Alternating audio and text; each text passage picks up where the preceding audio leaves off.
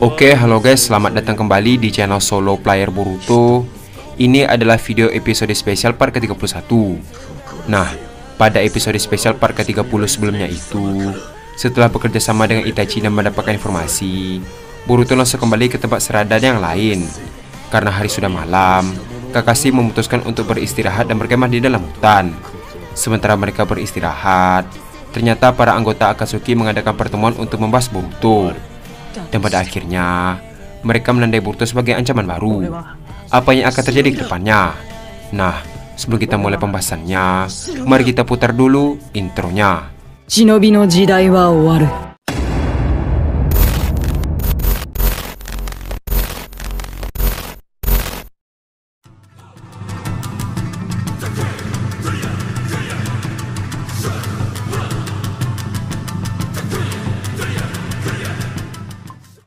Adegan dimulai dengan memperlihatkan Akatsuki yang sedang berkumpul di goa yang tersembunyi tempat Gaara berada.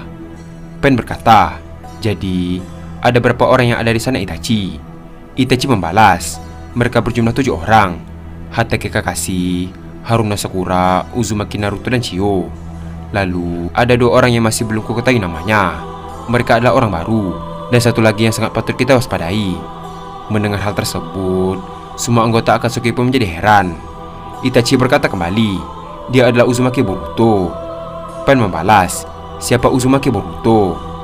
Itachi berkata, "Sama seperti 2 orang yang tadi. Dia juga orang baru dari desa Konoha." Di sisi lain, Hidan berkata, "Kenapa kita baru tahu bahwa ada ninja yang berbahaya?" Kisame membalas, "Aku juga merasakan hal yang sama. Saat aku berhadapan dengannya, aku sama sekali tidak bisa melihat pergerakannya. Aku kalah dalam 1 kali serangan." Mendengar cerita Kisame, beberapa anggota Akatsuki pun terkejut. Dengan wajah yang sombong, Kakuzu berkata, "Itu mungkin karena aku lemah, Kisame." Dengan raut wajah yang marah, Kisame berkata, "Apa maksudmu aku lemah?" Tiba-tiba, Pen menyuruh mereka diam. Pen berkata, "Kita akan menandai orang yang bernama Uzumaki Boruto. Itachi, apa kau tahu ciri fisiknya?" Itachi membalas, "Dia berambut kuning. Dia memakai jubah dan juga sebuah pedang. Di wajahnya ada sebuah luka tebas di mata kanannya." Pen berkata, "Jadi begitu. Baiklah, saat ini dia masih belum jadi ancaman kita.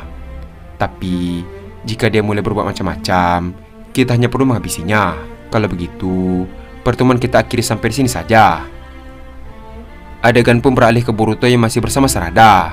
Terlihat, mereka berdua pun akhirnya tertidur. Tak lama setelah itu, Mitsuki pun membangunkan mereka berdua. Mitsuki berkata, "Boruto, Sarada, cepat bangun. Aku sudah membawakan kalian makanan."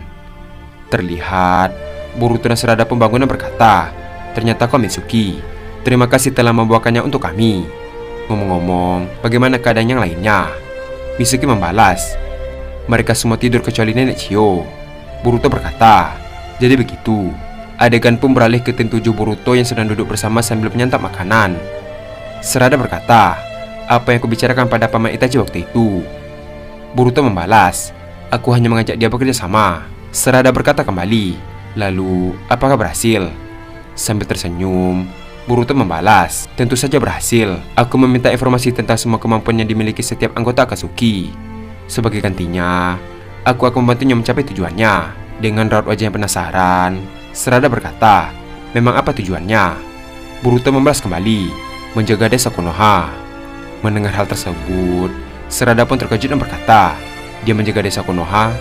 Boruto membalas, "Benar, dia sengaja masuk Akatsuki supaya bisa melindungi Konoha dari balik bayangan. Alasan dia melenyapkan klan Uchiha karena tidak ingin terjadi kudeta antara Uchiha dan desa Konoha." Terlihat, Sarada pun hanya bisa terdiam mendengar jawaban Boruto. Boruto melanjutkan perkataannya, "Satu lagi, dia ingin dirinya mati di tangan ayahmu, Sarada." Mendengar hal tersebut, Mitsuki dan Sarada pun terkejut. Sarada berkata, "Papa, kenapa dia ingin melakukan hal seperti itu?" Boruto berkata, "Memang inilah keinginan paman Itachi. Dia ingin menebus kesalahannya dengan dihabisi oleh adik dan klannya sendiri. Aku menghormati keputusan paman Itachi." Mendengar jawaban Boruto, Sarada pun akhirnya mengerti. Di sisi lain, Mitsuki pun merasakan sesuatu yang aneh yang berada jauh di atas langit tepat di hadapannya. Mitsuki berkata, "Perasaan macam apa ini?" Melihat ekspresi Mitsuki, Boruto pun heran dan berkata, "Ada apa Mitsuki?" kenapa kau terlihat tegang begitu?" Sambil menunjuk ke depan, Mitsuki membalas, "Boruto, apa kau merasakan sesuatu dari balik langit itu?" Merasakan tidak ada yang beres, Boruto langsung menggunakan mata Jogan dan melihat apa yang sedang terjadi. Setelah dilihat, ada sebuah portal yang muncul. Lalu, keluar serangan petir yang sangat besar ke arah mereka. Terlihat, Boruto pun sangat terkejut. Di sisi lain, Sarada yang melihat serangan itu pun menyuruh mereka untuk kabur. Akan tetapi, serangan petir itu terlalu cepat dan langsung menyerang mereka. Namun, Boruto dengan cepat menekan Haki Sokaiten untuk melindungi mereka semua. Terlihat, serangan petir itu terpantul ke arah yang lain dan membuat ledakan yang sangat besar. Adegan pun beralih ke Gurugai dan timnya yang sedang kemah di tengah hutan. Terlihat, Gurugai, Rock Lee, dan Tenten telah tidur.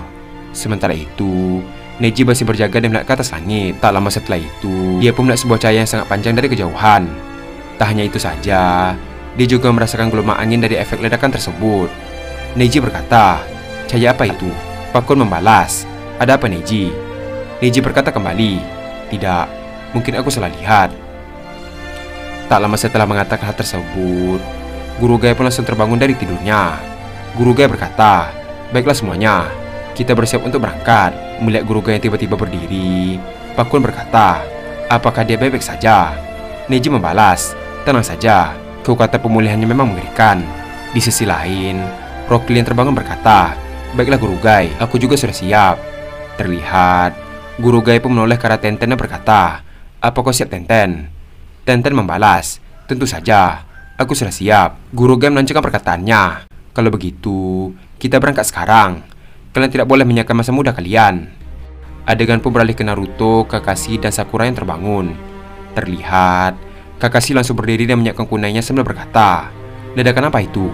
Naruto berkata, "Telingaku sakit mendengarnya. Sebenarnya apa yang sedang terjadi?" Di sisi lain, Nenek Chio berkata, "Aku melihat ada petir yang menyerang Boruto dan yang lainnya." Sakura berkata, "Padahal cuaca di sini sangat cerah. Bagaimana bisa ini terjadi?" Tak lama setelah itu, Sarada dan Mitsuki pun berteriak memanggil nama Boruto. Mendengar teriakan tersebut, Kakashi dan yang lainnya bergegas menuju ke tempat mereka. Naruto berkata, "Itu suara Sarada." Setelah mereka sampai, terlihat Boruto sudah berada di pangkuan Sarada dengan luka yang parah di bagian perut kanannya. Melihat luka Boruto, Sakura dan Nenek Chio langsung mengobati luka Boruto. Dengan wajah yang terkejut, Kakashi berkata, "Sebenarnya apa yang sedang terjadi? Ledakan apa itu?" Mitsuki berkata, "Kami diserang oleh seseorang dari atas langit." Mendengar perkataan Mitsuki, Kakashi pun tambah heran dan berkata, "Apa maksudmu? Orang itu bisa terbang?" Mitsuki berkata kembali, "Di saat kami sedang mengobrol di sini, Boruto tiba-tiba melihat dimensi yang terbuka dari atas langit. Lalu di dimensi itu, ada sebuah serangan petir yang hendak menyerang kami. Namun, Boruto menyerang itu dengan Haki Sokaiten. Namun rupanya, petir itu bukan petir biasa. Alhasil, pertahanan Boruto pun tertembus dan membuat Boruto terluka." Sambil menahan rasa sakit, Boruto berkata, "Ini bukan petir yang dibuat menggunakan ninjutsu. Ini adalah petir alami yang sangat kuat. Aku salah perhitungan." Di sisi lain, Naruto berkata, "Tunggu dulu, siapa yang menyerang kalian? Apa motifnya?" Boruto membalas, "Aku tidak tahu." Terlihat, Boruto pun muntah darah. Melihat hal tersebut, Sarada berkata, "Berhenti berbicara Boruto, kau sedang terluka."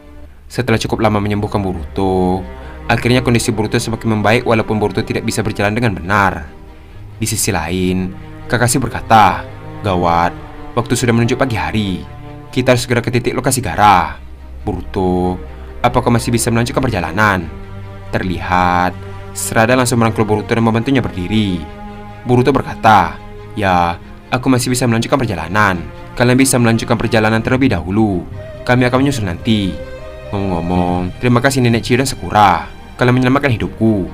Sebelum mereka pergi, Naruto berkata, "Boruto, jangan memaksakan dirimu." Terlihat, tim 7 Kakashi pun pergi meninggalkan Boruto. Adegan pun beralih ke para Akatsuki yang menyaksikan pengambilan biju Eko pertama di dalam tubuh Gaara. Terlihat, mereka sedang berada di gua tempat Gaara berada. Deidara berkata, sebentar lagi prosesnya akan selesai. Setelah itu, dia akan mati karena terpisah dari biju. Tak lama setelah itu, proses pengambilan biju dari Gaara pun selesai. Akibatnya, Gaara pun langsung tewas dan kulitnya mulai berubah. Adegan pun beralih ke Boruto yang sedang bersama Mitsuki dan Sarada. Terlihat, Boruto yang dirangkul Sarada terus berjalan ke lokasi tujuan. Mizuki berkata, "Apa kau yakin, Boruto? Kau dalam kondisi terluka?" Boruto membalas, "Aku tidak akan menyerah. Bisa saja sosok itu muncul di sana." Di sisi lain, Sarada dengan raut wajah sedih berkata, "Kau terlalu memaksakan dirimu, Boruto." Sambil tersenyum, Boruto membalas, "Tenang saja, Sarada. Aku tidak akan mati semudah itu. Lagi pula, siapa yang akan menjagamu jika aku mati nantinya?" Mendengar hal tersebut, Sarada pun tersenyum. Adegan pun beralih ke Gurugai dan timnya yang baru saja sampai ke lokasi Gaara berada. Setelah sampai, Gurugai pun melihat batu yang sangat besar yang menghalangi akses masuk ke sana. Tak lama setelah kedatangan mereka, Kakashi dan timnya juga sampai ke tempat mereka. Melihat Kakashi, Gurugai berkata, "Kau terlambat, Kakashi." Kakashi membalas, "Ya begitulah, kami bertemu sesuatu yang merepotkan di saat perjalanan." Nenek Chiyo membalas, "Jangan bilang yang kau maksud merepotkan itu adalah aku." Di sisi lain, Rock Lee pun menyapa Naruto dan Sakura. Tak hanya itu, Neji juga terkejut melihat kehadiran Naruto. Gurugai berkata, "Siapa nenek ini?" Sakura membalas, "Dia adalah Nenek Chiyo. Dia adalah penasihat dari desa Sunagakure." Sambil tersenyum, Nenek Chiyo berkata, "Senang bertemu dengan kalian." Sementara itu, Naruto dengan perasaan marah pun menyapa mereka. Tak lama setelah itu, Neji pun merasakan sesuatu yang mendekat dari kejauhan. Neji berkata, "Ada seseorang yang mendekat dari balik hutan itu." Ternyata, orang yang dimaksud Neji adalah Boruto dan yang lain. Melihat tim Boruto, Gurugai berkata, "Siapa lagi mereka?" Dan adegan pun habis sampai di sini. Di saat Boruto, Sarada dan Mizuki sedang bersantai di sebuah hutan, tiba-tiba mereka diserang oleh sesuatu dari langit. Beruntung, Boruto tidak mengalami luka fatal di tubuhnya. Di sisi lain, tampak Gaara sudah tidak bernyawa karena biju sudah terpisah dari tubuhnya. Sekarang, tim Kakashi dan tim Gurugai akhirnya sampai di tempat Gaara berada. Tak hanya mereka, tim Boruto juga berada di sana. Apa yang akan terjadi ke depannya? Nah, untuk mengetahui hal tersebut, kita akan melanjutkannya kembali pada episode spesial part ke-32. Terima kasih telah menonton video ini sampai habis dan sampai jumpa pada video berikutnya.